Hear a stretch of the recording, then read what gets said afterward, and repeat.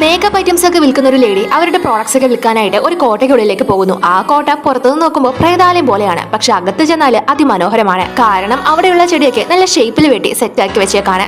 അങ്ങനെ ആ ലേഡി ആ കോട്ടയുടെ ഉള്ളിലേക്ക് പോകുന്നു. അവിടെ ചെന്ന് നോക്കുമ്പോൾ കൈ രണ്ടും കത്രിക പോലെയുള്ള ഒരു വ്യത്യസ്തമായിട്ടുള്ള മനുഷ്യനെ കാണുന്നു.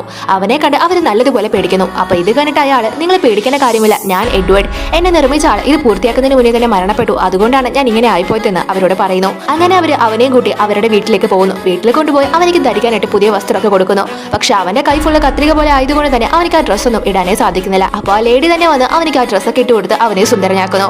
അതിനുശേഷം ആ ലേഡിയുടെ ഹസ്ബൻഡ് അവരുടെ വീട്ടിലെ ചെടികളൊക്കെ കഷ്ടപ്പെട്ട് വെട്ടിക്കൊണ്ട് നിൽക്കാണ്. അപ്പൊ ഇത് കണ്ട് നമ്മുടെ എഡ്വേർഡ് അവന്റെ കൈ കൊണ്ട് വളരെ എളുപ്പത്തിൽ മനോഹരമായിട്ട് ആ ചെടികളൊക്കെ വെട്ടിക്കൊടുക്കുന്നു. മാത്രമല്ല ആ വീട്ടിലുള്ള ചെടികളൊക്കെ മൃഗങ്ങളെ പോലെയും അവിടെയുള്ള മനുഷ്യരെ പോലെയൊക്കെ ബ്യൂട്ടിഫുൾ ആയിട്ട് ഷേപ്പ് ആക്കി കൊടുക്കുന്നു.